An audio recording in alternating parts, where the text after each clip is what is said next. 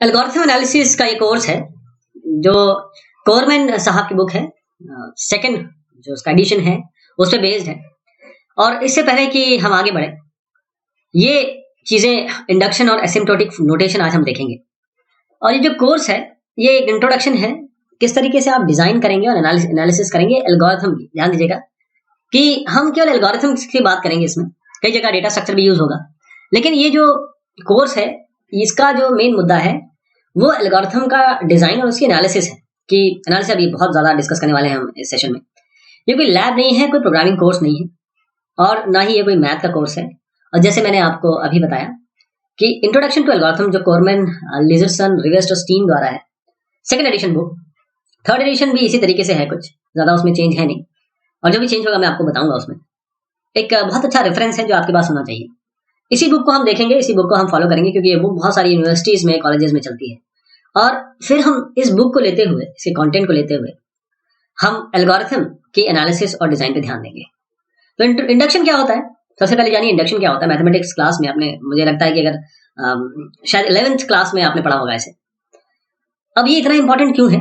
क्योंकि हम कोशिश ये करते हैं कि हमारे पास एक फंक्शन है, अभी इसके बारे में बहुत डिटेल में डिस्कस होने वाला है, तो इसको बहुत सरसरी निगाह से सुनिए अभी कि एस के आपका एक फंक्शन है। अगर ये किसी कांस्टेंट के लिए ट्रू है, मतलब आप जीरो डाल के देख लीजिए, जब का फंक्शन है उसमें वैल्यू जीरो डाल के देख लीजिए जो वेरिएबल है, और ये इसके लिए ट्रू होना चाहिए। उसके बाद आप क्या करेंगे, अज्यूम कर लेंगे कि ये किसी n के लिए ट्रू है, और आप ये करके बता देंगे कि ये Sn+1 के लिए भी ट्रू है, किसी भी जो भी n है इस केस से बड़ा होना चाहिए।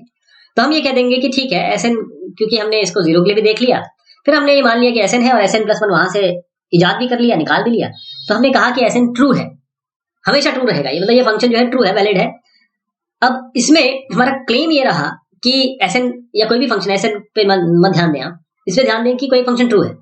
तो सबसे पहले हमारे पास जो इंडक्शन है उसमें तीन चीजें आती है। एक हमारा बेसिस होता है, हम ये जानना चाहते हैं कि क्या ये पहले तो किसी एक वैल्यू के लिए ट्रू है कि नहीं। अगर ये किसी एक वैल्यू के लिए ट्रू होगा तब तो आगे बढ़े, ये पहली वैल्यू के लिए फेल हो जाए तो हम आगे क्यों बढ़ेंगे। तो कोई एक वैल्यू डाल के देख लेते हैं अमूमन वो वैल्यू 0 या 1 होती है। उसके बाद हमने कहा कि चलिए बेसिस तो ट्रू हो गया। अब हम अज्यूम कर लेते हैं कि ये किसी भी आर्बिट्ररी, किसी भी n के लिए, x के लिए ट्रू है। और जब हमने ये मान लिया कि ट्रू है तो हम क्या करेंगे कि हम इसी चीज को n+1 के लिए अगर दिखा दें तो हमारा काम बन गया।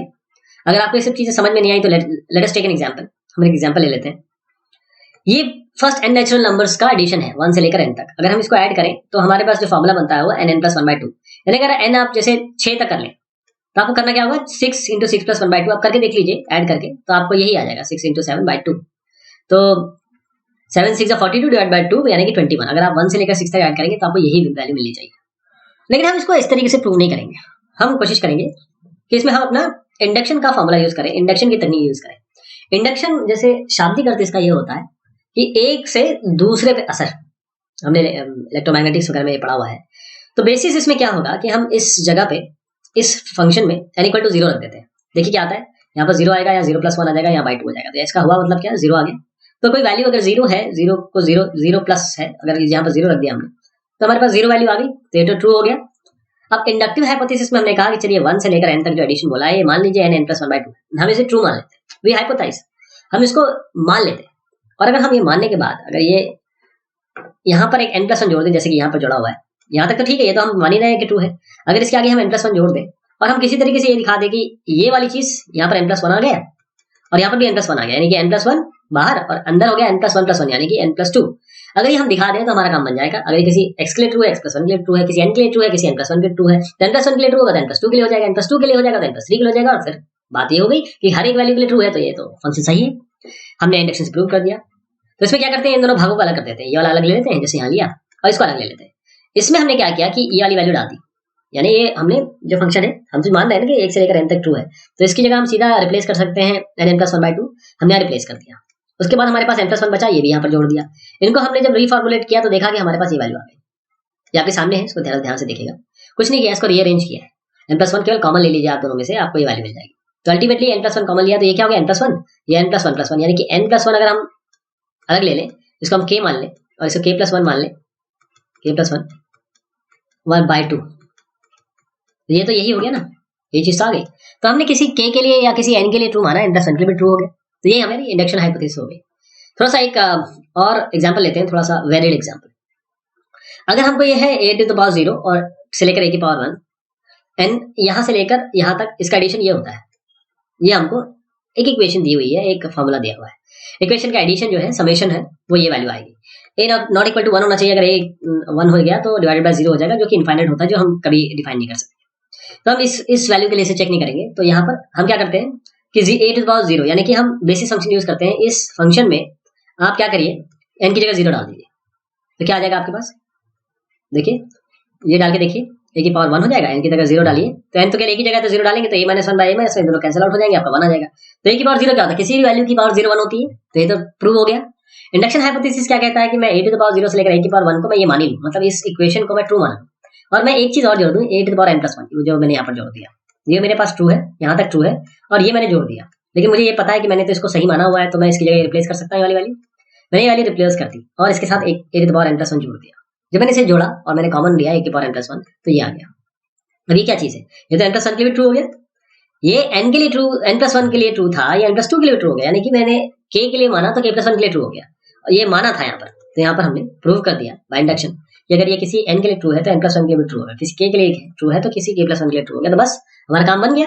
लेकिन इसमें थोड़ा सा एक और वेरिएशन है कि कुछ वीक इंडक्शन, कुछ स्ट्रॉन्ग इंडक्शन। स्ट्रॉन्ग इंडक्शन तो हमने जो अभी लिया वो हमारा स्ट्रॉन्ग इंडक्शन था, लेकिन हम यहाँ पर एक वैल्यू बता दे रहे हैं कि देखिए जो एस के है, ये जो भी फंक्शन है, ये किसी वैल्यू के लिए अज्यूम कर रहे हैं, हाइपोथेसिस ये होगा कि हम ये ट्रू मान रहे हैं, लेकिन ये जो के है ये हमेशा n से कम होना चाहिए, ये इसके लिए स्ट्रॉन्ग इंडक्शन हम कहते हैं। अभी तक हमने वीक इंडक्शन यूज किया, और फिर s plus 1 s n plus 1, अगर एस के लिए ट्रू है, एस एन के लिए ट्रू है, एस एन प्लस 1 के लिए हमने बता दिया। एक वेरिएशन और है, ये आपको खुद ही समझ में आ गया होगा कि अगर ये S0 के लिए सही हो तो S1 के लिए भी होगा, S1 के लिए होगा तो S2 के लिए भी होगा, S3 डाल दीजिए वो भी वैल्यू चेक हो जाएगी, कोई भी वैल्यू डालिए चेक होगी। तो हम क्या करते हैं यहाँ पर S0 S1 के लिए बेसिस फंक्शन मान लेते हैं। हाइपोथेसिस हम अज्यूम करते हैं कि Sn और Sn प्लस 1 दोनों ही ट्रू है। अभी यहाँ पर हमने क्या माना था, केवल हमने S जो Sn था वो ट्रू माना था, यहाँ पर हम Sn और Sn प्लस 1 दोनों ट्रू मानते हैं। इन दोनों को लेने के बाद हम ये बताएंगे कि Sn प्लस 2 भी ट्रू है, ठीक है जी। अब एसिम्प्टोटिक परफॉर्मेंस देखिए। सबसे पहले एसिम्प्टोटिक होता क्या है, एसिम्प्टोटिक का अगर कुछ मीनिंग अलग अलग है इसकी। एक जगह ये मीनिंग दी है कि आपके पास एक ये फंक्शन है और एक लाइन दी है, तो ये जो लाइन है, ये फंक्शन और ये लाइन एक दूसरे को टच नहीं करते कभी भी। ये लाइन और ये फंक्शन कभी एक दूसरे को टच नहीं करते, और यही हम इसी के बारे में बात कर रहे हैं। एसिम्प्टोटिक मतलब ये होता है कि हमारे पास एक फंक्शन है, फंक्शन जो है वो केवल और केवल एक वैल्यू, उसमें एक वैल्यू होगी या वेरिएबल होगा या साइज होगा, इनपुट साइज नहीं, इनपुट वैल्यू होगी, और उसी इनपुट के साइज पे, उसी इनपुट के साइज पे चीजें इधर उधर होंगी या वेरिएट करेंगी। कहने का तात्पर्य ये है कि जो एक फंक्शन में बाकी वैल्यूज होंगी वो सारी की सारी कांस्टेंट मान जाएगी। जैसे मैं एक एग्जांपल अगर आपको बताऊं, ये n प्लस 1/2 अगर एक फंक्शन हम मान लें, तो इसमें n क्या है, यही n पे ही सारा दरअमदा टिका हुआ है। n बड़ा होगा, n छोटा होगा, n आधा होगा, बाकी सब 1 और 2 ये सब हमने इसको छोड़ ही दिया, ये कांस्टेंट मान लिया हमने। और भी यहाँ पर आप कुछ और जोड़ दीजिए, k जोड़ दीजिए, तो इस k को हम लेंगे ही नहीं, हम केवल n के बारे में बात करेंगे। इसे हम एसिम्प्टोटिक परफॉर्मेंस कह रहे हैं। तो परफॉर्मेंस का मतलब क्या हुआ कि एल्गोरिथम कैसे बिहेव करता है। एसिम्प्टोटिक तो समझ गया आप, लेकिन परफॉर्मेंस क्या है, परफॉर्मेस मतलब एल्गोरिथम कैसे बिहेव कर रहा है जब ये प्रॉब्लम का साइज बढ़ेगा, घटेगा, छोटा होगा, कम होगा। तो अगर प्रॉब्लम का साइज जब बढ़ेगा तब क्या होगा, तब रनिंग टाइम क्या होगा, मतलब आपका एल्गोरिथम रन करने में कितना समय ले रहा है, कितनी मेमोरी रिक्वायरमेंट ले रहा है, कितनी बैंडविड्थ ले रहा है, पावर रिक्वायरमेंट ले रहा है, लॉजिक गेट्स ले रहा है, और आदि इत्यादि। तो साइज जब बढ़ रहा है इनपुट का, जैसे मैं एग्जांपल बताऊं, आपको एक नाम सर्च करना है पूरे वर्ल्ड की डायरेक्टरी में, कैसे करेंगे। अगर आप केवल अपने क्लास के जितने मेंबरान हैं उनमें से नाम सर्च करना चाहते हैं, तो क्लास में 30 से 60 बच्चे होंगे, उसमें से एक नाम आ जाएगा। लेकिन जब ये करोड़ों की तादाद में पहुंच जाएगा, अरबों की तादाद में पहुंच जाएगा, तब आपका इनपुट साइज, प्रॉब्लम साइज बढ़ गया इसका। तब क्या होगा, ये एक्चुअल इस कोर्स की जो टैग लाइन हो सकती है कि हमें ये पता करना है। तो अभी तक आपको शायद आप में से कई लोगों को पता होगा कि एसिम्प्टोटिक नोटेशन होता क्या है, बिगो होता है। तो जब मैं आपसे कहूंगा ऑर्डर ऑफ एन, तो बिगो मानिएगा, ऑर्डर ऑफ एन स्क्वायर और order of n log n, और होपफुली कुछ दिनों बाद आप समझ जाएंगे कि n square n log n क्या होते हैं, बड़ा है इनमें से कौन सा बड़ा है, इनमें से कौन सा छोटा है। अभी रनिंग टाइम हमेशा ध्यान रखिएगा, कहीं ना कहीं मेमोरी से रिलेटेड होती है, तो अब टाइम कॉम्प्लेक्सिटी और स्पेस कॉम्प्लेक्सिटी दोनों ही हम देखने वाले हैं। तो थोड़ा सा इसको नोटेशन को फॉर्मली देख लें।